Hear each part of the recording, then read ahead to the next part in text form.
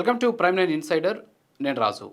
ముఖ్యంగా ఇటీవల జరిగినటువంటి డిఎస్సి పరీక్షకు సంబంధించి వైఎస్ఆర్ కాంగ్రెస్ పార్టీ డిఎస్సిలో అక్రమాలు జరిగాయని చెప్పేసి, అవినీతి జరిగిందని చెప్పేసి దీని మీద తీవ్ర స్థాయిలో నిరసనలు వ్యక్తం చేస్తున్న పరిస్థితి. మరీ ముఖ్యంగా స్పోర్ట్స్ కోటా పేరుతోటి అక్రమాలు జరిగాయి. చాలామందికి అర్హులు కానటువంటి వాళ్ళకి స్పోర్ట్స్ కోటాలో ఉద్యోగాలు ఇచ్చారని చెప్పేసి. కానీ ఇప్పటి వరకు కూడా ఒక పర్టికులర్ అంశాన్ని వాళ్ళు ఏది కూడా బయటపెట్టలేదు. సో ఈ కేటగిరీలో ఈ అభ్యర్థికి అన్యాయం జరిగింది, ఇతనికి వచ్చినటువంటి ర్యాంక్ ఇది, ఇతను ఏదైతే స్పోర్ట్స్ కోటాలో ఇతనికి ఉన్నటువంటి క్వాలిఫికేషన్ ఇది, ఇతనికంటే ముందు ఈ ఉద్యోగం పలానా వాళ్ళకి ఇచ్చారు అని చెప్పేసి ఒక పర్టికులర్ విషయాన్ని చెప్పనటువంటి పరిస్థితి. సరే, దాని మీద ఆల్రెడీ శాప్కి సంబంధించిన అధికారులు వివరణ ఇచ్చారు, అలాగే ఎడ్యుకేషన్ సంబంధించిన అధికారులు కూడా వివరణ ఇచ్చేశారు. అయితే నేను గడిచిన ఒక 2-3 రోజులుగా ఒక సోషల్ మీడియాలో ఒక వీడియో చూస్తున్నాను.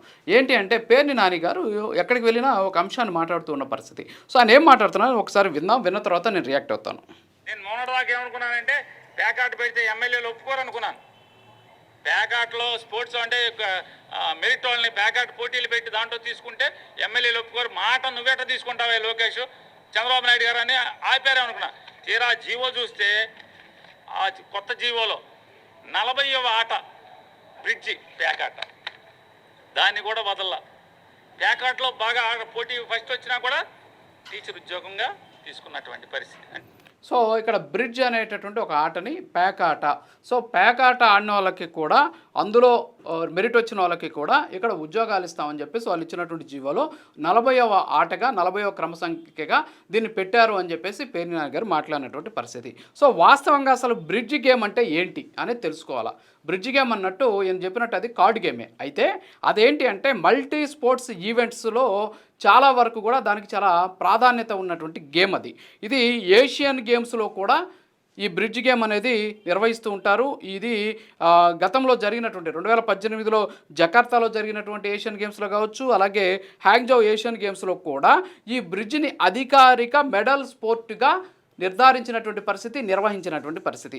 అలాగే world mind sports games Olympic తరహాలోనే కేవలం మైండ్ గేమ్స్ కోసం ప్రత్యేకంగా జరిగేటటువంటి ఒక మెగా ఈవెంట్లో బ్రిడ్జ్ అత్యంత ముఖ్యమైన క్రీడగా ప్రపంచంలో ఉన్నటువంటి క్రీడా సంఘాలు గుర్తించినటువంటి ఒక క్రీడ ఇది. అంతేకాకుండా ఇందాక నేను చెప్పినట్టు వరల్డ్ టీమ్ ఒలింపియాడ్ 1960 నుంచి కూడా ఈ గేమ్ అనేది, ఈ వరల్డ్ టీమ్ ఒలింపియాడ్ కావచ్చు, అలాగే వరల్డ్ బ్రిడ్జ్ గేమ్స్లో ఇది ఒక ఆటగా ఉన్నటువంటి పరిస్థితి. అలాగే బెర్ముడా బౌల్ అనేటటువంటి ఒక ప్రతిష్టాత్మకమైనటువంటి వరల్డ్ టీం ఏదైతే ఉందో ఇది బ్రిడ్జికి సంబంధించి 1950 నుంచి నిరంతరాయంగా జరుగుతూ ఉన్నటువంటి ఒక గేమ్ ఇది. అలాగే వెనిస్ కప్ అని చెప్పేసి కేవలం దీనికోసమే మనం గతంలో చూసాం కదా, డేవిడ్స్ కప్ కావచ్చు, అలాగే ఇతర గేమ్స్ ఏవైతే వాటికి కప్స్ ఉంటాయో అదేవిధంగా వెనిస్ కప్ పేరుతోటి బ్రిడ్జ్ గేమ్ని నిర్వహిస్తూ ఉంటారు. ఇవన్నీ కూడా పక్కన పెట్టేస్తే సౌత్ ఏషియన్ గేమ్స్లో ఉంది, అలాగే మన భారతదేశానికి సంబంధించినటువంటి భారత జాతీయ పోటీలో ఉంది.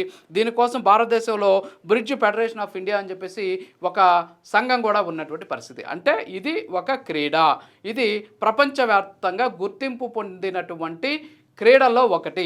మరి దీన్ని తీసుకొచ్చి ప్యాక్ ఆట ఆడే వాళ్ళకి తీసుకొచ్చి ఇచ్చేశారని చెప్పేసి ఆ క్రీడాకారులను అవమానించే విధంగా ఇక్కడ మాట్లాడినటువంటి పరిస్థితి. సరే, ఇది కేవలం ఆంధ్రప్రదేశ్లో ఆయన చెప్పినట్టు నారా లోకేష్ తీసుకొచ్చి ప్యాక్ ఆటను ఇంట్రడ్యూస్ చేశాడు, సో ప్యాక్ ఆటను ఆడిన వాళ్ళకి కూడా ఉద్యోగాలు ఇచ్చాడంటే మరి ఇది 1950 నుంచి ప్రపంచవ్యాప్తంగా ఉన్నటువంటి అనేక రకాలైనటువంటి ప్రతిష్టాత్మకమైనటువంటి స్పోర్ట్స్లో ఇది ఒక స్పోర్ట్గా ఉన్నటువంటి పరిస్థితి. మరి దాన్ని తీసుకొచ్చి ప్యాకాట్ అని చెప్పేసి, ప్యాకాట్ అన్న వాళ్ళకి ఉద్యోగాలు ఇచ్చారని చెప్పేసి, అంటే జనాల్లో ఎలాంటి రకమైనటువంటి అంశాలని రుద్దాలని చూస్తున్నారు అనే దానికి ఇది ఒక గొప్ప ఉదాహరణ.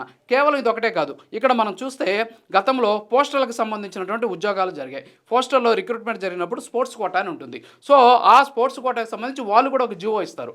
ఆ జీవోలో ఈ ఏమేం గేమ్స్లో ఆడిన వాళ్ళకి ఇందులో ఉద్యోగాలు ఇస్తామంటే అక్కడ కూడా మనం కానీ చూస్తే వాళ్ళు కూడా ఈ ఏదైతే ఇందాక ఆయన చెప్పినటువంటి, ఇందాక మనం ఎవరైతే పేర్ని నాని గారు మాట్లాడారో, పేర్ని నాని గారు మాట్లాడినటువంటి ఆ బ్రిడ్జ్ స్పోర్ట్స్ ఏదైతే ఉందో దాన్ని కానీ మనం కానీ చూస్తే దాన్ని కూడా ఇక్కడ పెట్టినటువంటి పరిస్థితి. అంటే ఏదైతే ఇందాక నేను చెప్పినటువంటి దాంట్లో బ్రిడ్జ్ అనేటటువంటి గేమ్ని 11వ గేమ్గా పెట్టారు.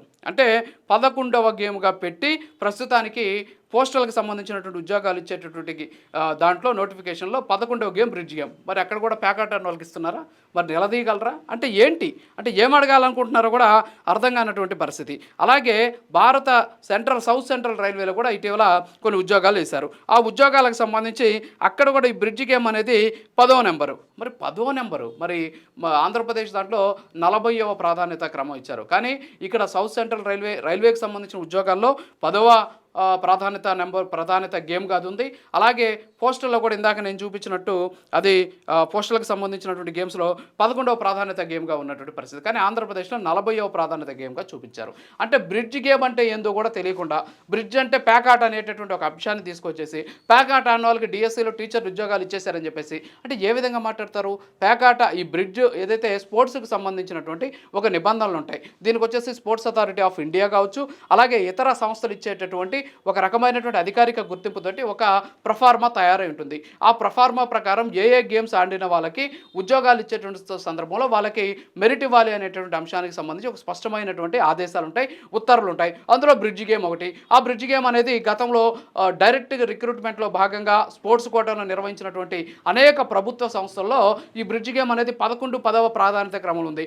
కానీ ఆంధ్రప్రదేశ్ డిఎస్సిలో మాత్రం అది 40వ ప్రాధాన్యత క్రమంలో ఉంది. కానీ ఆంధ్రప్రదేశ్లో ఆ బ్రిడ్జ్ గేమ్ ఆడి బ్రిడ్జ్ గేమ్లో ఎవరైతే నైపుణ్యం కలిగి బ్రిడ్జ్ గేమ్ ఏషియన్ స్థాయిలో తర్వాత వచ్చేసి ఒలింపిక్ స్థాయిలో ఎవరైనా ఆడి దాన్ని తీసుకొచ్చినటువంటి సర్టిఫికేట్లు ఎవరైనా ఉద్యోగాలు పొందారా? లేదు. కాకపోతే ప్రాధాన్యత క్రమంలో అది ఇవ్వాలి కాబట్టి ఆ గేమ్ని అక్కడ పెట్టినటువంటి పరిస్థితి. అదేదో నారా లోకేష్ ఇంట్రెస్ట్తోనో అలాగే చంద్రబాబు నాయుడు ఇంట్రెస్ట్తోనో తీసుకొచ్చి ఆ గేమ్ని పెట్టినటువంటి పరిస్థితి కాదు. ఇది భారతదేశం మొత్తం కూడా ఎప్పుడు స్పోర్ట్స్ కోటాలో రిక్రూట్మెంట్ జరిగినా సరే అందులో ఈ బ్రిడ్జ్ గేమ్ అనేది కూడా ఒక గేమ్ అని చెప్పేసి చెబుతున్నారు. అంతేకాకుండా అంతర్జాతీయంగా కూడా అనేక రకాలైనటువంటి టోర్నమెంట్లు జరిగాయి. ఆ టోర్నమెంట్లో దీనికి ఉన్నటువంటి ప్రాధాన్యతను కూడా నేను ఇంతకుముందు చెప్పినటువంటి పరిస్థితి. అంటే ఒక గేమ్ను కూడా కించపరిచే విధంగా, ఆ గేమ్లో ఆడినటువంటి క్రీడాకారులను కూడా కించపరిచే విధంగా, అది ఒక మైండ్ గేమ్ అనేటువంటి విషయం కూడా తెలియకుండా ప్యాక్ ఆట అనేటటువంటి ఒక మాటను వాడేసి ప్రజల్లోకి ఒక రకమైనటువంటి అంశాన్ని చొప్పించేటువంటి ప్రయత్నం చేస్తున్నారు. అంటే నిజాలు ఎప్పుడు కూడా దాయలేమనుకుంటే అది వేరే విషయం. సో చెప్పేటువంటి సందర్భంలో కూడా వాస్తవాలు చెప్తే బాగుంటుంది. కానీ వాస్తవాలు తెలియకుండా బ్రిడ్జ్ అనేటటువంటి ఒక పదాన్ని పట్టుకొని దాన్ని తీసుకొచ్చేసి గూగుల్లో కొట్టగానే ఇది ఒక కార్డు గేమ్ అనగానే ఇది ప్యాక్ ఆట అని చెప్పేసి చెప్పడం అనేది నిజంగా ప్రజలు దీన్ని అర్థం చేసుకుంటారని చెప్పేసి తెలియజేసుకుంటూ ఇది వాళ్ళ ఇన్సైడ్ మరో సమయంలో కలుద్దాం. నమస్కారం.